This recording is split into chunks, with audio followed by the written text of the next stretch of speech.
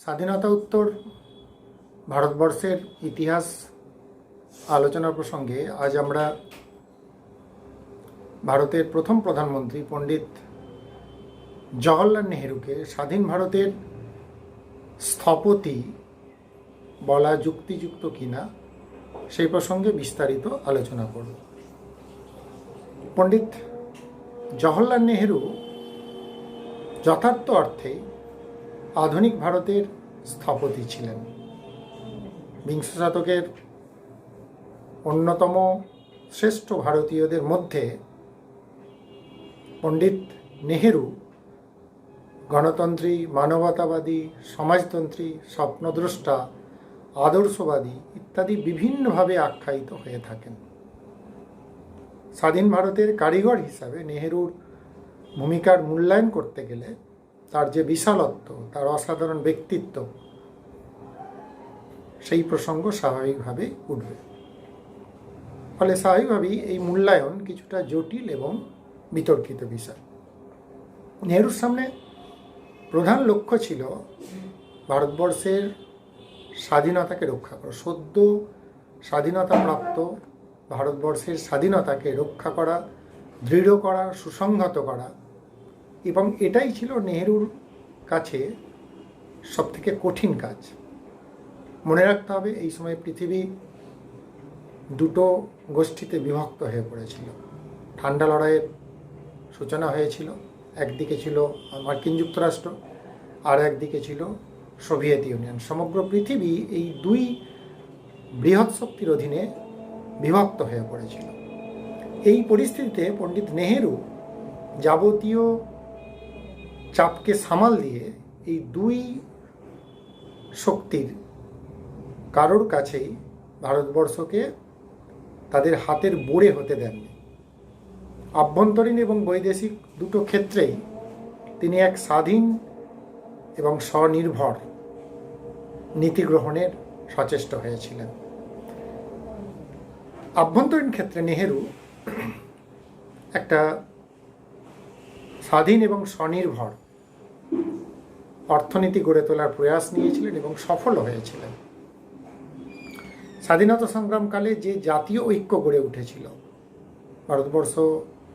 ভারতবর্ষে যখন ব্রিটিশ আধিপত্যের বিরুদ্ধে উপনিবেশবাদ বিরোধী সংগ্রাম চলছিল, সেই সময়ে দেশে একটা জাতীয় ঐক্য গড়ে উঠেছিল, যেটা 1947 সালে ক্ষমতা হস্তান্তরের প্রক্রিয়ায় জাতপাত, প্রাদেশিকতা, উপজাতীয় মনোভাব, ভাষাভিত্তিক জাতীয়তাবাদ এগুলো আবার মাথাচাড়া দিতে শুরু করেছিল।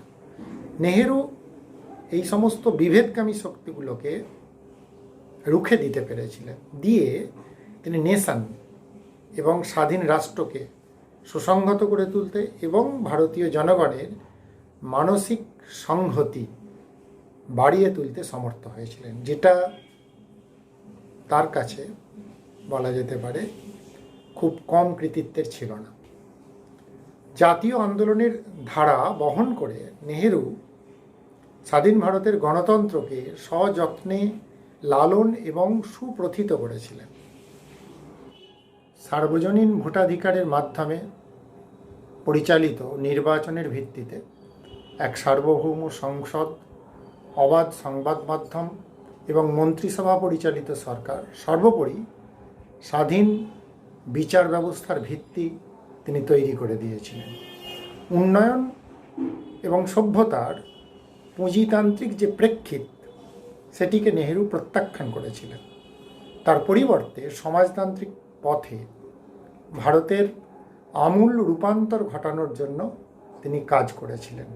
কিন্তু তিনি যে সমাজতান্ত্রিক সমাজ গড়ার কাজে সফল হননি সেটা পরিষ্কার। তবে ধীরে ধীরে তিনি গণতান্ত্রিক রাষ্ট্র সমাজযুক্ত এক অনুন্নত দেশে সমাজতন্ত্র প্রবর্তন করার সমস্যাগুলির মোকাবিলা করতে পেরেছিলেন।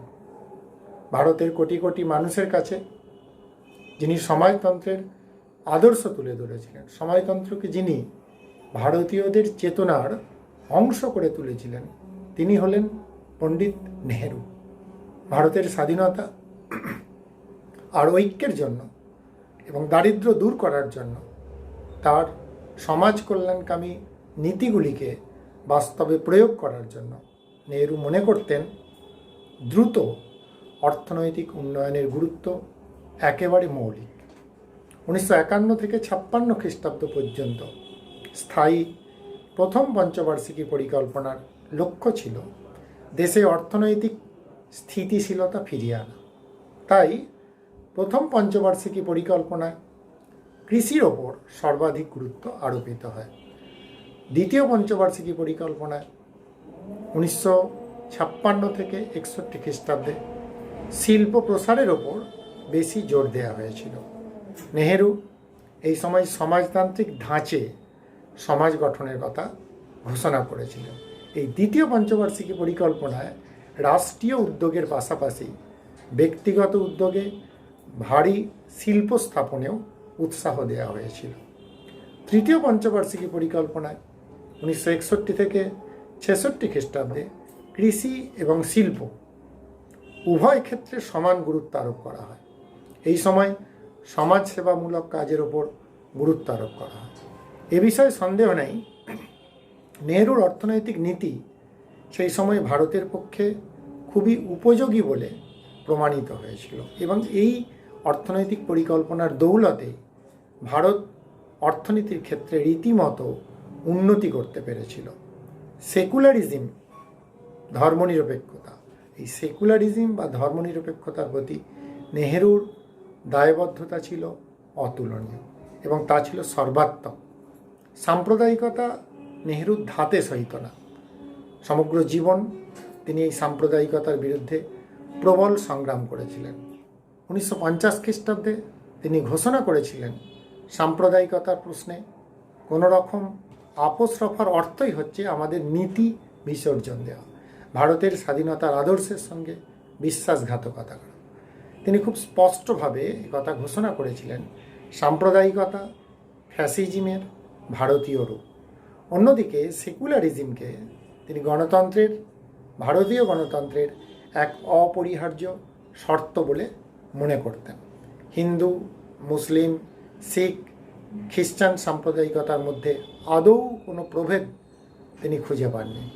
তিনি খুব পরিষ্কার করেই বুঝতেন সংখ্যালঘুদের নিরাপত্তা দান সেকুলারিজমের অঙ্গ, কিন্তু একই সঙ্গে তিনি ঠিক সংখ্যাগুরুদের সাম্প্রদায়িকতার মতোই বিরোধিতা করতেন সংখ্যালঘুদের সাম্প্রদায়িকতা। অত্যন্ত জোরালো যুক্তি দিয়ে তিনি কথা বলতেন যে অসংখ্য ধর্মবিশিষ্ট সমাজে একমাত্র সেকুলারিজম জাতীয় ঐক্যের ভিত্তি হতে পারে। অর্থনৈতিক রাজনৈতিক পরিবর্তনের পাশাপাশি সামাজিক ক্ষেত্রে পরিবর্তন আনার প্রয়োজনীয়তার উপর নেহেরু জোর দিয়েছিলেন। ভারতের প্রধানমন্ত্রী হিসাবে নেহেরুর অন্যতম শ্রেষ্ঠ কীর্তি হলো হিন্দু কোড বিল পাস করানো, আরেকটি হলো মেয়েদের মধ্যে শিক্ষার প্রসার আর মধ্যবিত্ত মেয়েদের সরকারি চাকরিতে নিয়োগ। বিশ্বশান্তি আর উপনিবেশবাদ বিরোধিতার আদর্শে নিষ্ঠা রাখার পাশাপাশি ভারতে ওই বিদেশ নীতিকে অর্থাৎ জোট নিরপেক্ষ বিদেশ নীতিকে তিনি ভারতের সদ্য অর্জিত স্বাধীনতাকে রক্ষা শক্তিশালী করা, ভারতের জাতীয় ঐক্যকে সুরক্ষিত করা, ভারতের মানুষের আত্মনির্ভর আত্মপ্রত্যয় গর্ববোধের বিকাশ ঘটানোর কাজে লাগিয়েছিলেন।